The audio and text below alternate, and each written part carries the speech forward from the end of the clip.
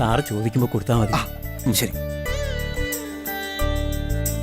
അപേക്ഷ എടുക്കും.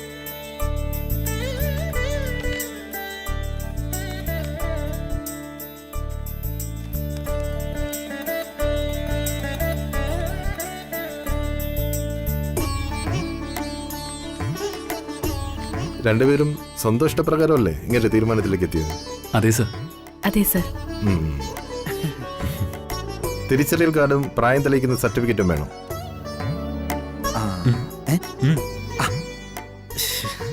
ഇതാ സർ.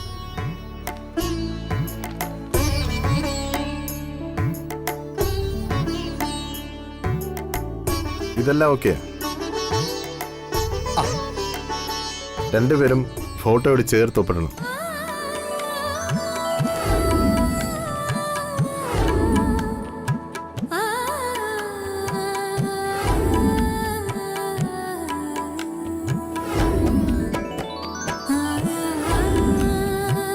അവിടെ അവിടെ അവിടെ.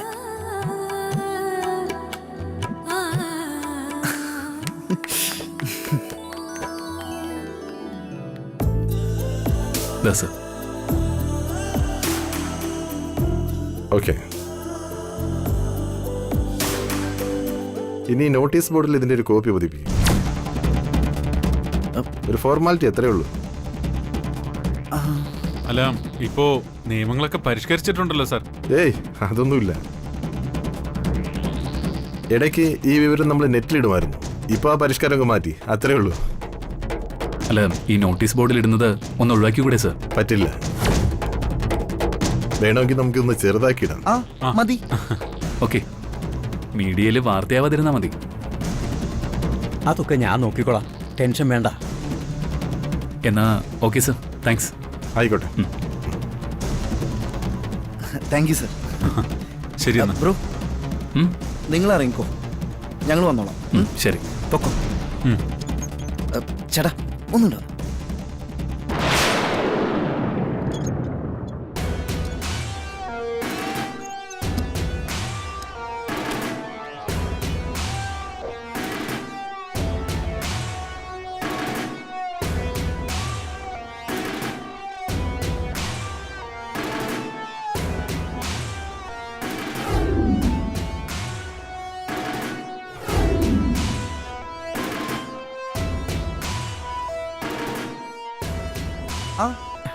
Thank you.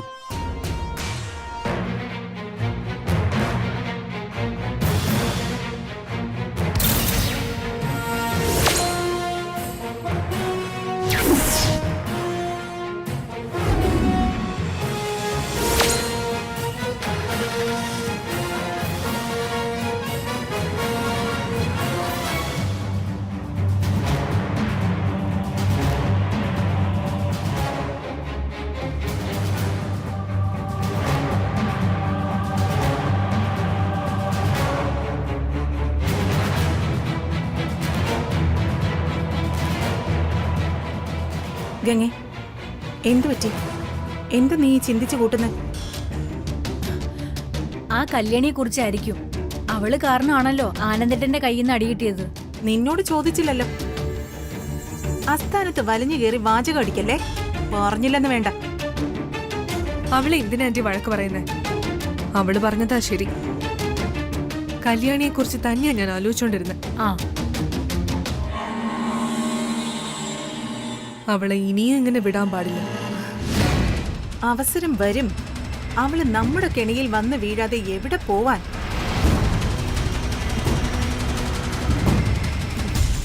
അയ്യേ, ഛേ, അത് പിന്നെ ഗംഗേ, ഞാൻ പറഞ്ഞു വരുന്നതേ, ദേഷ്യം കാണിക്കാതെ ഇങ്ങോട്ട് നോക്ക്. ആന്റി, പറഞ്ഞ് നാവെടുത്തതേ ഉള്ളൂ. തല്ലിക്കൊന്നാലും ചാവാത്ത ആയുസ് അവക്ക്. ദേ പോകുന്നു മറ്റുള്ളവർക്ക് മനസ്സമാധാനം തരാത്ത സാമദ്രോഹി.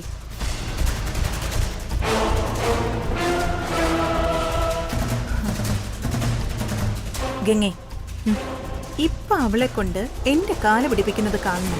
ആന്റി വേണ്ട, വെറുതെ വടി കൊടുത്ത് അടി വാങ്ങാൻ നിക്കണ്ട. ഗംഗയ്ക്ക് അടി കിട്ടിയത് അറിയാലോ. അതെ, ഗംഗ അടിച്ചെന്ന് വെച്ച് അവൾ എന്നെ അടിക്കൂ? എന്നാ പിന്നെ അതൊന്ന് കാണണമല്ലോ.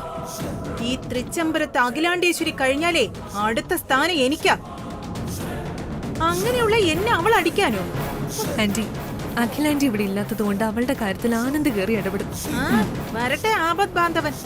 ഇപ്പൊ ഇവിടെ വെച്ച് അവളെ എങ്ങനെ അവൻ രക്ഷപ്പെടുത്തുമെന്ന് അറിയണമല്ലോ. ഇപ്പൊ തന്നെ അറിയാം. ജയന്തി, ആന്റി. പോയി അവളെ വിളിച്ചോണ്ട് വാ. അയ്യോ ആന്റി, ഞാൻ തന്നെ പോണോ? പോയി വിളിച്ചോണ്ട് വാടി. ശരി.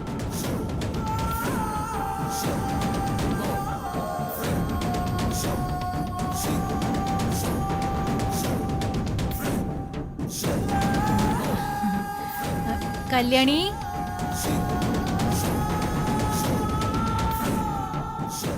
നീ ആന്റിയുടെ അടുത്തേക്ക് വാ, അത്യാവശ്യമാ. അയ്യോ,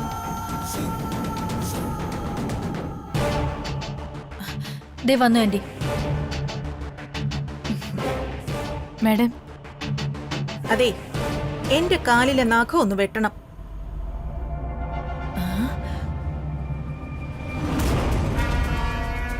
ഞാൻ പറഞ്ഞത് കേട്ടില്ലേ നീ?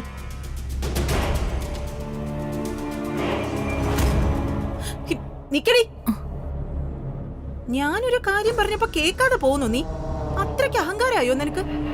നെയിൽ കട്ടർ എടുക്കാൻ വേണ്ടി പോയതാ മാഡം. ആ, പോയിട്ട് വാ, ചെല്ല്. ശ്ശേ.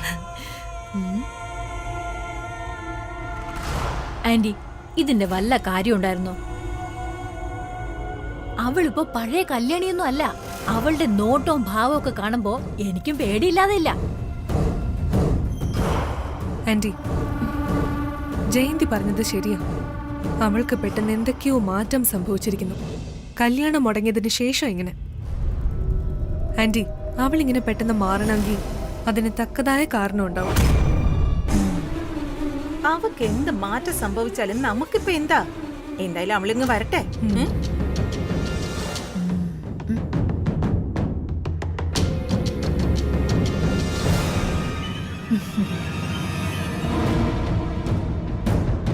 ആ കാൽപാദം ഈ ടവലിന് മുകളിലേക്ക് വെക്കും മാഡം.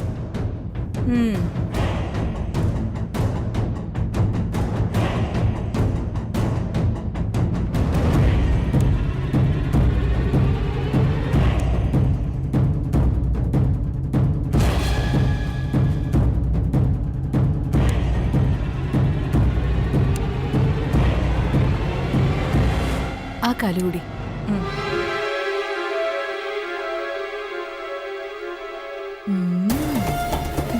ഗംഗേ, നിന്റെ കാലിലെ നഖം വെട്ടണമെങ്കിൽ വെട്ടിക്കോ. കല്യാണം നല്ലൊരു വെട്ടുകാരിയാ. സൂക്ഷിച്ച് വെട്ടിത്തരും. ശരി ആന്റി, ആന്റിയുടെ വെട്ടി കഴിയട്ടെ. ആ, പിന്നെ ഗംഗേ, ഞാൻ പറഞ്ഞില്ലേ അത്? ആന്റി, അയ്യോ, സൂക്ഷിച്ച് വെട്ടിക്കൊടുടി.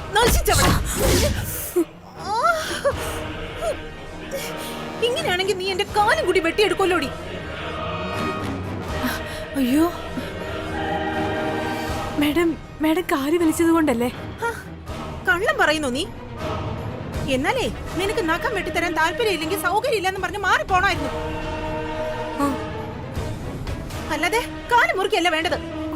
മാഡം, ഞാൻ മനഃപൂർവ്വം ചെയ്തതല്ല. ന്യായം കൂടി പറയുന്നോടി. നിന്നെ ഞാൻ കൊടുക്കാണ്ടി അവക്ക്.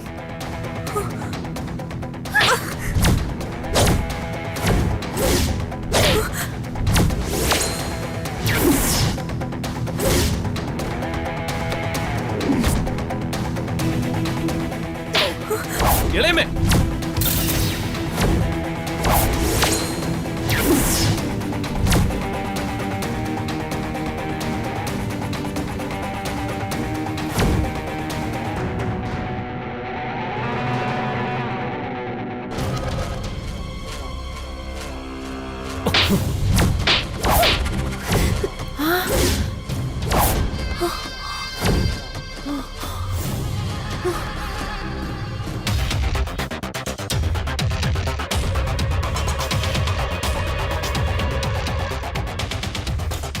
ആനന്ദ്, വെറും ഒരു അടുക്കളക്കാരിക്ക് വേണ്ടി നീ ഇളയമ്മ എന്ന ബന്ധം പോലും മറന്നുവല്ലേ? ഒരു പെണ്ണ് മറ്റൊരു പെണ്ണിനോട് ചെയ്യാൻ അറക്കുന്ന നെറുകട നിങ്ങൾ ഇവളോട് ചെയ്തത്. ആ ഒന്ന് വെട്ടിക്കൊല്ലാനാ തോന്നിയത്. ഇളയമെന്നുള്ള ഒറ്റ ബന്ധം വെച്ചാ ചെയ്യാതിരുന്നത്. പേ പിടിച്ച പട്ടിയേക്കാൾ കഷ്ടമാണ് നിങ്ങൾ. ചേച്ചി ഇല്ലാത്തതുകൊണ്ട് എന്തോ ആവാന്നല്ലേ? ആനന്ദേ, നീ എന്നെ അടിച്ച കാര്യം അഖിലേച്ചി അറിഞ്ഞ ഇവിടെ എന്താ സംഭവിക്കുന്നറിയോ? ഇത്തരം വിരട്ടലൊന്നും എന്നോട് വേണ്ട. ഇളയമ്മ അടിച്ചത് എന്തിനാണെന്ന് ചോദിക്കുമ്പോ കല്യാണിയോട് ഇളയമ്മ കാണിച്ചതൊക്കെ എനിക്ക് പറയേണ്ടി വരും. പിന്നെ അടുത്ത നിമിഷം ഇളയമ്മയുടെ സ്ഥാനമായിരിക്കും പടിക്ക് പുറത്ത്.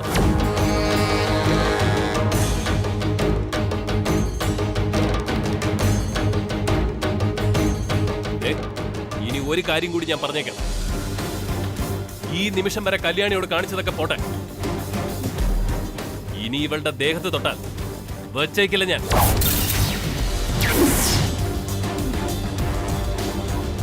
ഇളയമ്മ മാത്രമല്ല, ബാക്കിയുള്ളവരും കേൾക്കാനാ.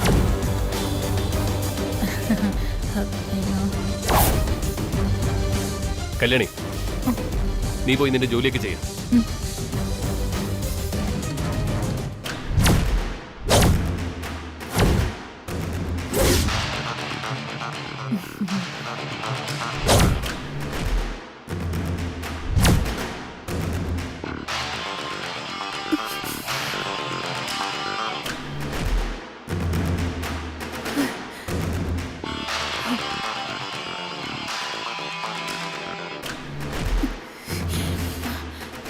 ഭാര്യ തൊട്ടാ ഭർത്താവ് പെരുമാറുന്ന പോലെയല്ലേ ആനന്ദേട്ടൻ പെരുമാറിയത്?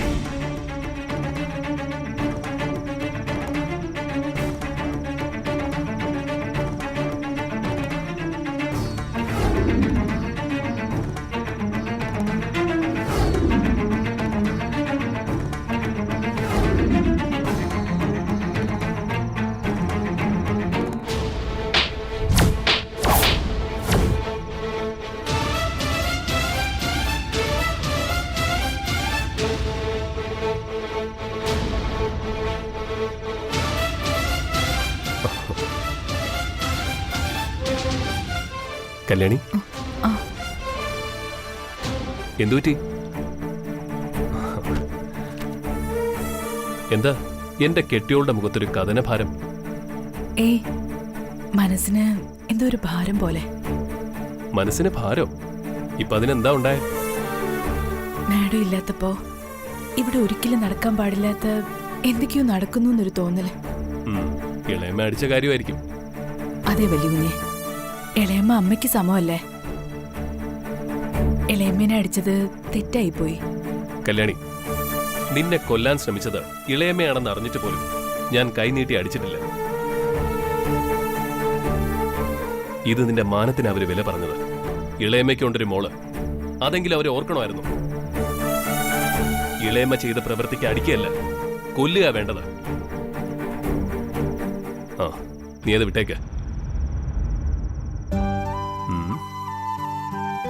ആ ദേ, ഞാൻ നിനക്ക് എന്താ വാങ്ങിക്കൊണ്ട് വന്നേ നോക്ക്. ദാ,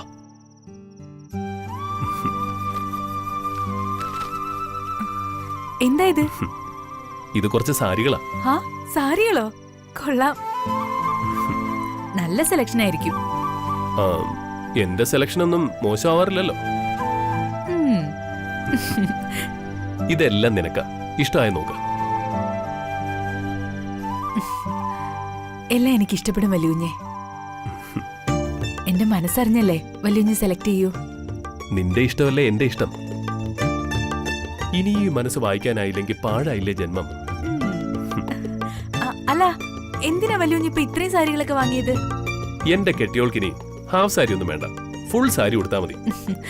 എനിക്കും അതാ വല്യുഞ്ഞ ഇഷ്ടം. പക്ഷേ പെട്ടെന്ന് സാരി ആക്കുമ്പോ എല്ലാവർക്കും സംശയം തോന്നില്ലെന്ന് കരുതിയിട്ടാ. പ്രത്യേകിച്ച് വിലാസിനി മാഡത്തിന്. പിന്നീട് 100 ചോദ്യങ്ങളുമായിട്ട് ക്രോസ് വിസ്താരം തുടങ്ങും. ഒന്നുമില്ല, ആരെങ്കിലും ചോദിച്ചാ സാരി ഉടുക്കണമെന്ന് തോന്നി, അത്ര മാത്രം മതി മറുപടി. അല്ല, എന്നും ഉടുത്തില്ലെങ്കിലും നാളെ ഇതിലൊന്ന് ഉടുത്ത് വേണം എന്റെ കെട്ടിയോള് വരാൻ. എന്റെ കെട്ടിയോന്റെ ആഗ്രഹം പോലെ ഇതിലൊരു സാരി ഉടുത്തോണ്ട് നാളെ ഞാൻ ജോലിക്ക് വരാം, പോരെ? പിന്നെ ഇത് മാത്രമല്ല എന്റെ ആഗ്രഹം. പോയ വല്യുഞ്ഞ്, ഞാൻ പോവാ. ഏയ് നിൽക്ക്, ഞാൻ ആഗ്രഹം പറഞ്ഞില്ലല്ലോ. എന്താ പറയാൻ വരുന്നൊക്കെ എനിക്കറിയാം. അതെ, അച്ഛൻ വരാറായി, ഞാൻ പോവാ. ദേ, ഭർത്താവിന്റെ ഇഷ്ടങ്ങൾ കഴിഞ്ഞിട്ടേ ഉള്ളൂ അച്ഛനും അമ്മയും ഒക്കെ.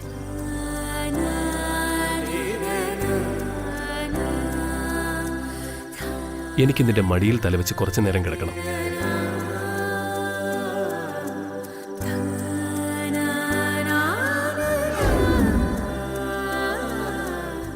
അച്ഛൻ,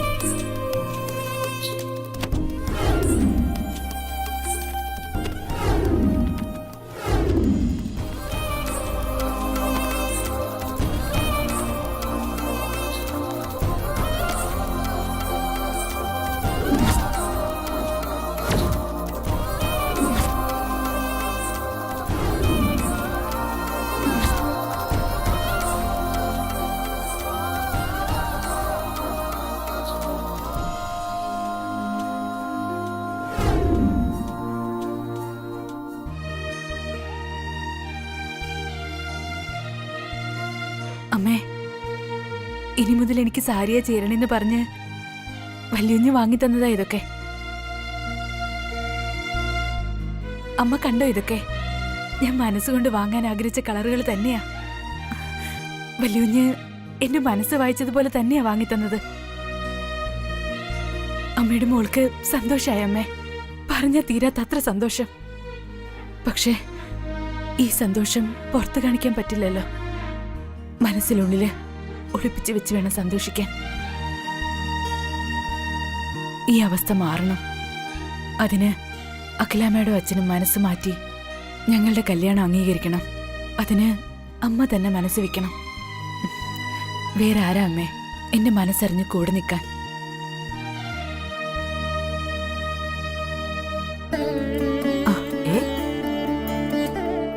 ഇതെവിടെ ചേച്ചി ഇത്രയും ഡ്രസ്സുകള്? ഓണമൊക്കെ കഴിഞ്ഞല്ലോ, പിന്നെ എന്തിനാ ഇത്രയും ഡ്രസ്സുകള്? ഇത് ഞാൻ വാങ്ങിച്ചതല്ല നീങ്കുട്ടാ. പിന്നെ അദ്ദേഹം. അദ്ദേഹോ? ഏത് അദ്ദേഹം? ആ അദ്ദേഹത്തിന് എന്താ പേരില്ലേ? പേരൊക്കെ ഉണ്ട്, വല്യുഞ്ഞ്. വല്യുഞ്ഞ് വാങ്ങി തന്നാണോ? നോക്കട്ടെ. ഇനിയുണ്ട്, വാ.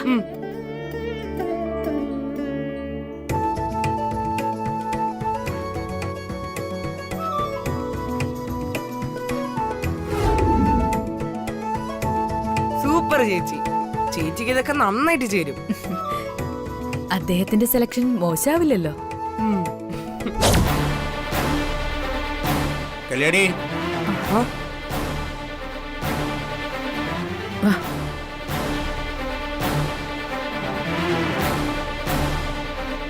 എന്താ ഇതൊക്കെ? എന്തിനാ ഇത്ര അധികം സാരികള്? ഇത് ചേച്ചിക്ക് വാങ്ങിയത് അച്ഛാ. അത് മനസ്സിലായി. നീ ഞാനും സാരി കൊടുക്കില്ലല്ലോ. ഇത്ര അധികം സാരികളൊക്കെ എന്തിനാന്നാ ചോദിച്ചത്. അല്ല, ഞാനിങ്ങോട്ട് കയറി വരുമ്പോ അദ്ദേഹം എന്നങ്ങാട്ടോ പറയുന്ന കേട്ടല്ലോ. ഏതദ്ദേഹം? കല്യാണി നിന്നോടാ ചോദിച്ചേ. അദ്ദേഹം ഒന്ന് പറയുന്ന കേട്ടല്ലോ. ഏത് അദ്ദേഹത്തിന്റെ കാര്യമാണെന്നാ ചോദിച്ചേ. അച്ഛനെ എന്തു പറ്റി? ചേച്ചി എപ്പോഴാ അദ്ദേഹം എന്ന് പറഞ്ഞത്? ആദ്യമായിട്ടെന്നല്ലേ പറഞ്ഞത്? ആദ്യമായിട്ടോ? ആ അ- അതെ ആദ്യമായിട്ടെന്ന് അച്ഛൻ ഞാൻ പറഞ്ഞത്. അങ്ങനെയല്ലല്ലോ, അദ്ദേഹത്തിന്റെ സെലക്ഷൻ എന്നാണല്ലോ ഞാൻ കേട്ടത്. ആദ്യത്തെ സെലക്ഷൻ എന്നാ പറഞ്ഞത്. അത് അച്ഛൻ അദ്ദേഹം ഒന്ന് കേട്ടതായിരിക്കും. അച്ഛൻ ഈ ഇടയായിട്ട് ചെവിക്ക് എന്തോ ഒരു കുഴപ്പമുണ്ട്. നല്ലൊരു ENT ഡോക്ടറെ കാണിക്കണം.